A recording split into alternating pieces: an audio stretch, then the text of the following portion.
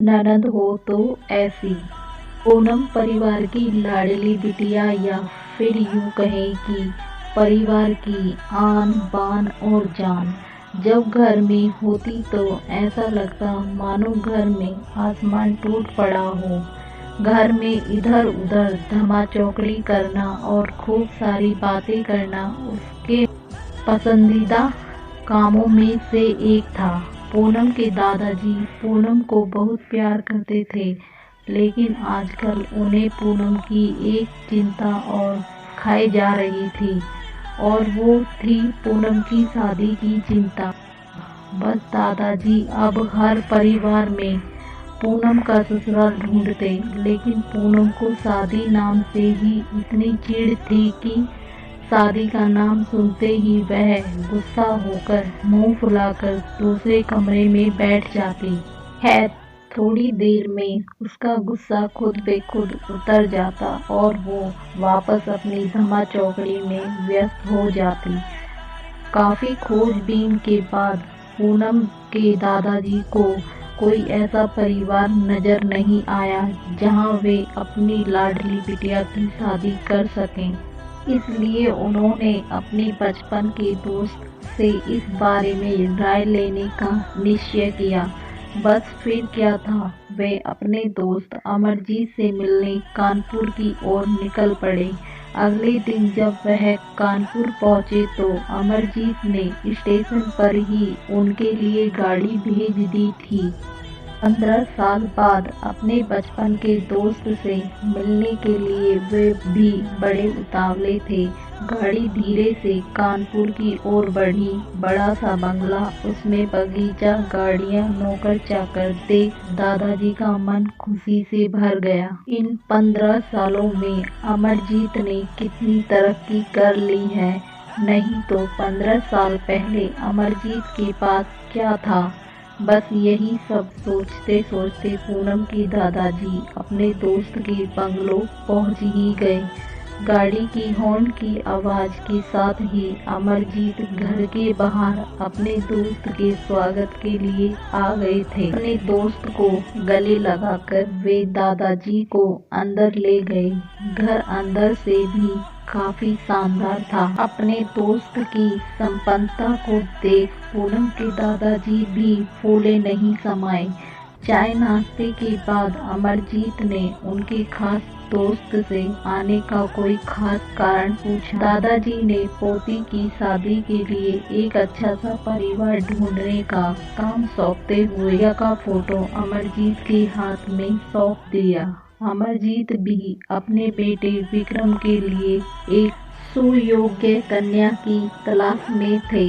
तीखे नैन नक्श चेहरे पर तेज और एक बार में ही किसी को पसंद आने वाली पूनम बिटिया को फोटो में देखकर ही उन्होंने पूनम को अपने घर की बहू बनाने का फैसला कर लिया। अमरजीत इतना सोच ही रहे थे कि इतने में उनका बेटा कार्तिक आ गया। कार्तिक ने दादाजी के पैर छुए और हालचाल पूछने के बाद ऑफिस की ओर निकल गया। कार्तिक के जाने के बाद अमरजीत ने अपने दोस्त से कार्तिक और पूनम के संबंध के लिए पेशकश की। पूनम के दादाजी को लगा जैसे अमरजीत ने उनके मुंह की बात छीन ली हो। खैर, प्रसन्नता से विदा लेकर अपने घर आने का कहकर दादाजी अपने घर की ओर निकल गए। कार्तिक को पूनम बहुत पसंद थी, लेकिन कार्तिक की माँ कार्तिक की शादी अपने से भी बड़े घर में कराना चाहती थी।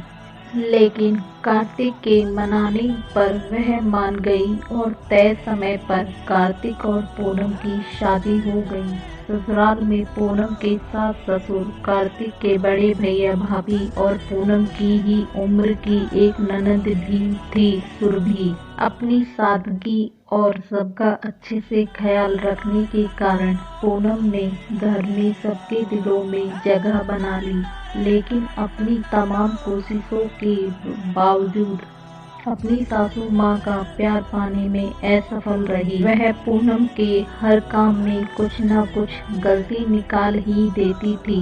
अपनी शादी की रात को ही कार्तिक ने पूनम से साफ साफ कह दिया था कि घर के किसी भी मामले में मैं बिल्कुल नहीं बोलूँगा, ना तो मैं किसी बात पर माँ से बहस करूँगा और ना ही तुम्हारा साथ दूँगा।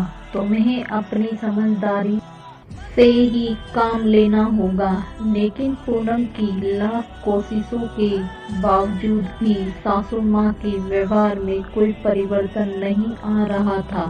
पूनम की ननद जरूर उसकी माँ से पूनम भाभी के प्रति इस तरह के व्यवहार पर उलझ जाती, लेकिन इससे भी केवल बात पढ़ने के अलावा कुछ नहीं होता।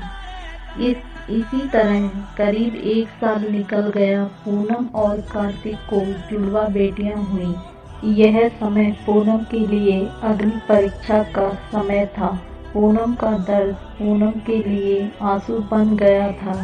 ससुराल में पूनम को संभालने वाला कोई नहीं था और कार्तिक और उनके पापा ने पूनम को अपने मायके भेजने के लिए पहले ही मना कर दिया था। एक दिन सुरभि कॉलेज से आई तो उसने सभी को कॉलेज के सालाना कार्यक्रम में आने के लिए कहा और यह भी कहा कि कॉलेज में उसकी भी 2 प्रस्तुतियां हैं, इसलिए आप सभी का चलना बहुत जरूरी है।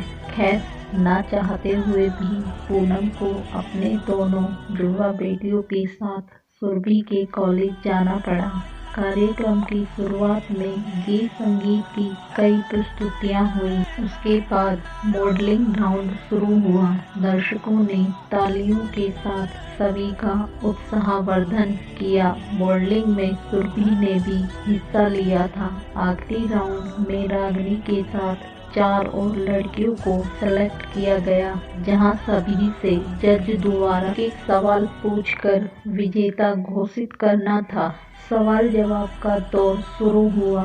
इसी कड़ी में जज साहिबा ने सुरभि से सवाल पूछा, अगर घर में तुम्हारी माँ और भाभी में से किसी एक का साथ देना हो तो तुम किसका साथ दोगी? पूरे सदन में खामोशी छाई थी। सभी सुरभि के जवाब की प्रतीक्षा कर रहे थे। भी सुरभि ने थोड़ा आगे बढ़कर कहा, अगर भाभी सही हो तो अपनी भाभी का। जज साहिबा ने आगे पूछा, क्यों? सुरभि ने जवाब दिया, क्योंकि मुझे भी कल किसी की भाभी बनना है। जवाब सुनते ही पूरे सदन में तालियां गूंज उठी। सभी सुरभि की सोच और उसके सटीक जवाब की प्रशंसा कर रहे थे। सुरभि को विजेता घोषित किया गया। पुरस्कार लेने से पहले सुरभि ने सभी से कुछ कहने के लिए माइक थामते हुए कहा, हर बेटी अपनी माँ से बहुत प्यार करती है। माँ भी अपनी बेटी के दिल के सबसे करीब होती है। इसी तरह हमारे घर की बहुएं भी तो किसी की बेटियां हैं। आज हम किसी की बेटियां हैं, कल से किसी की भाभियां और बहुएं बनेंगी। अगर कल से हमें कुछ दुख हुआ तो हमारी माँ को भी दुख होगा और इसी तरह हमारे घर की बहू को दुख हुआ तो उनकी माँ को भी दुख पहुँचेगा। और इस दुनिया में किसी भी इंसान को किसी की भी माँ को दुख पहुँचाने का कोई हक नहीं है। इसीलिए हर सास अपनी बहू को अपनी बेटी समझे तो आगे चलकर उनकी बेटी भी खुश रहेगी। सुरभि के इतना कहते ही पूरा सदन एक बार फिर तालियों की गड़गड़ाहट से गूंज उठा। दोस्तों, कहानी कैसी लगी कमेंट करके जरूर बताइए।